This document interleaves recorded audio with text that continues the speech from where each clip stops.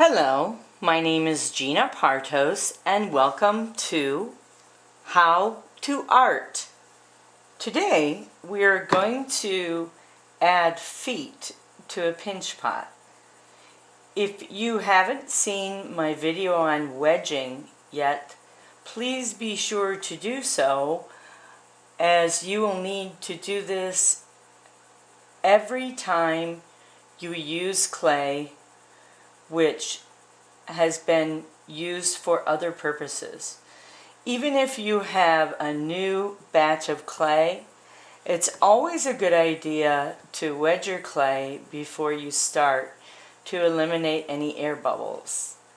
As we spoke during previous videos, air bubbles are the cause of clay explosions, so they must be eliminated. So the first thing I'm going to do as I prepare my feet, so I'm going to cut two equal-ish sized pieces. I noticed this one was a little bit larger than the other, so I'm removing some of the clay and putting it back into my block. Whenever clay is not in use, it's always a good idea just to cover it up with plastic like so to eliminate drying, because if it's not wrapped, it gets hard and it's very difficult to use. Alright, before I start, let me show you my tools. Today I have a couple things. I have a traditional ceramic sponge. I have my pre-made pinch pot. I have some cutting tools. It's called Duncan Spear TL402. Really handy tool. Great for cutting, separating, and scooping. Carving as well with this end. I also have another nice wooden tool with a really sweet little round edge here. It's great for welding coils or for adhering pieces. Here's a nice smooth sort of curved end here, which is great for adhering pieces. It's kind of like a long skinny finger.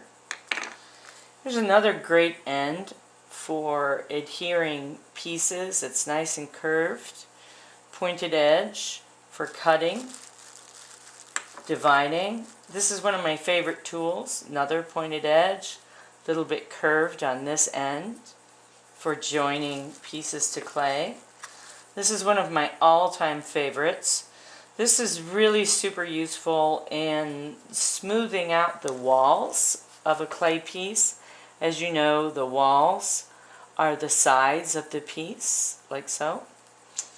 Okay, we're not probably going to use that too much today. I also have a pencil. Pencils are really useful in forming clay. It's a bit dull, so perfect for incising. Incising is cutting into clay or attaching pieces, and I'll show you how to use that in a moment. Okay, so the first thing I'm going to do is I'm going to sort of roll my clay a bit, because I know I'm making feet. I'm going to just squeeze it, push it, pull it, whatever it takes to make a foot.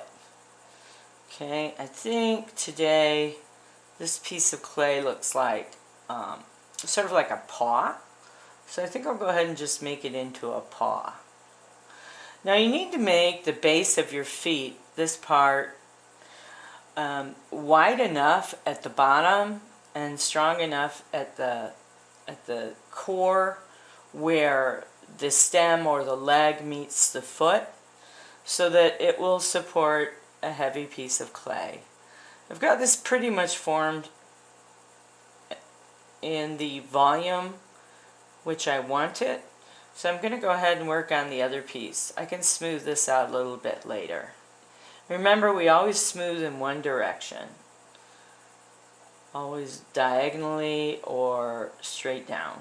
Okay.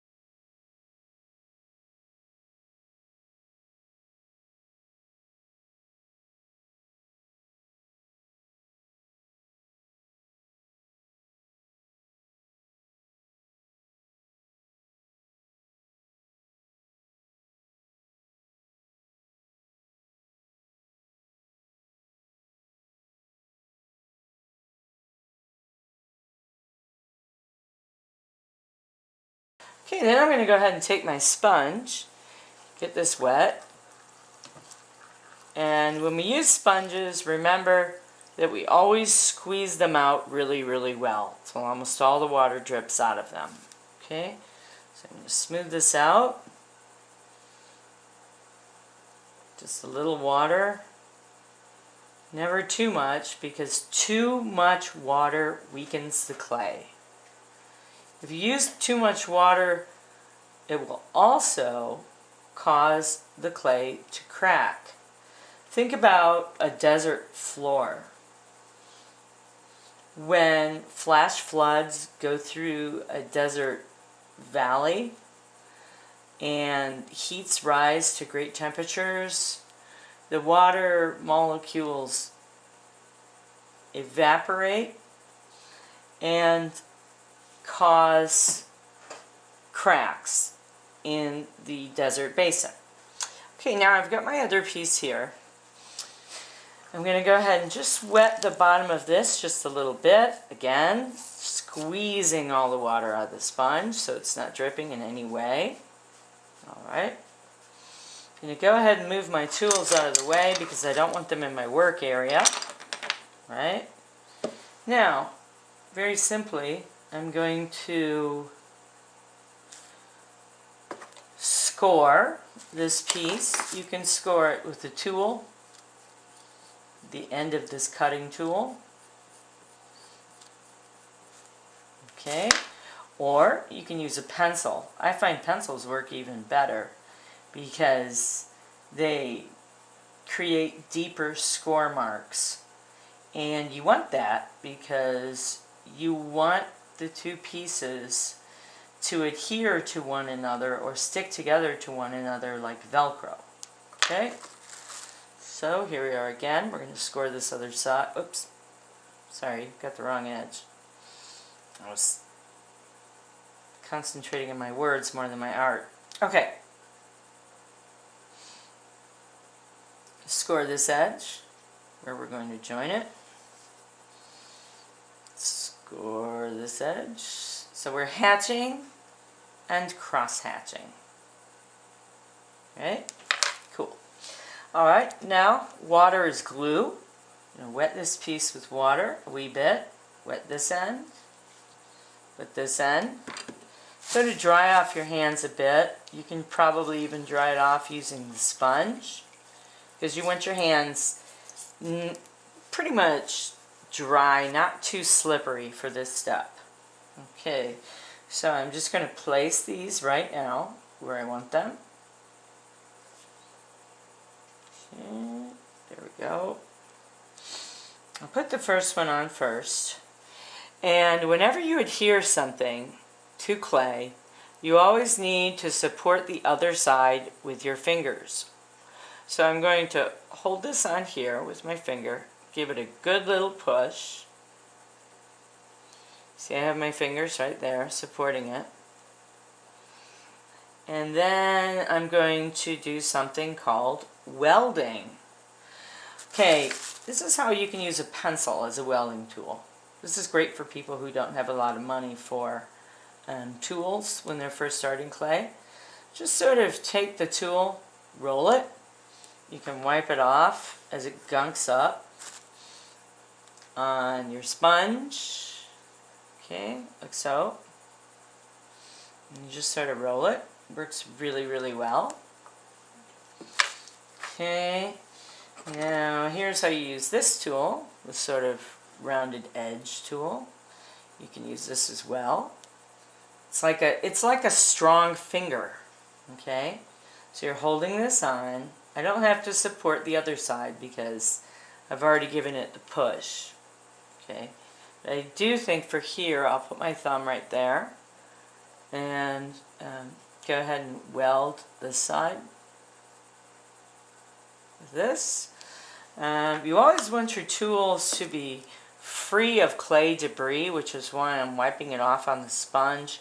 You can use your fingers, your thumb like this to wipe it off. Okay, let me show you how to use another tool. Here's another tool with a slight curved edge. Okay, super great for welding. Okay. Nice weld there. Okay, I'll show you how to use this tool. Oh no, we already used that tool. Cool, so let's use this tool. This one's super handy for welding. Okay, great.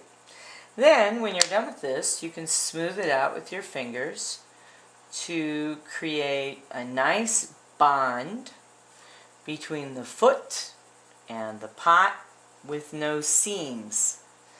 Seams are the line between the item or thing you adhere to the pot and the pot itself.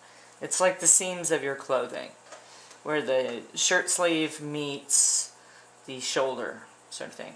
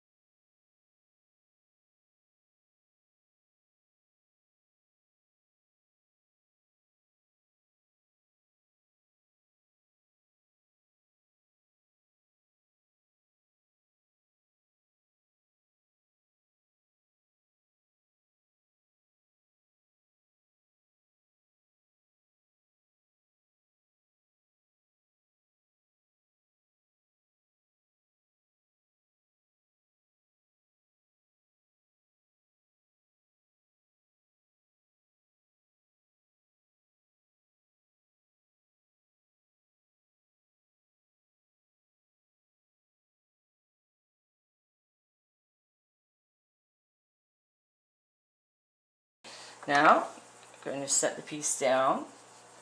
Okay, and this is where we think of the form we created. The form is, as you know, a three-dimensional object with width, depth, and height. Okay, we always want these tools out of the way. Anything that will encumber our clay working, we want out of the way. So smooth this out just a wee bit. Now you want to think of the clay or your form as almost like a big glob of glue that has to dry. You want to make gentle, sort of calm movements with it, because otherwise it will fall apart. Now, I'm going to find a dry spot on my board here, and in a moment I'm going to tap my piece to make sure that it stands up. It's always really important to give it a good tap. Okay, the clay piece with feet, because clay will stick to the table and you might think that it's balanced because it's sticky and it's just sticking by, you know, the reaction between the clay and the surface. But a good practice is to just give it a good tap. That way you know that this is going to stand. Okay, so here we have a pinch pot with feet. And to make it look more like paws are so easy, or toes to make. Basically what you do is you take any sort of tool like this and you wobble it a little bit back and forth. You notice I have two big toes. I don't know if cats have toes, but I'm calling them toes. I'm going to make littler toes. See, here's my big shot at realism. Now notice it's starting to stick. So you can always go to a wooden tool which is clean and dry. Serves the same purpose. I don't know how many toes cats have, but mine has currently 5 toes. Hey, it's art. You can make however many toes you want. If you want your cat to have 20 toes, make 20 toes. It's all about what you can imagine. Art is about what you can imagine.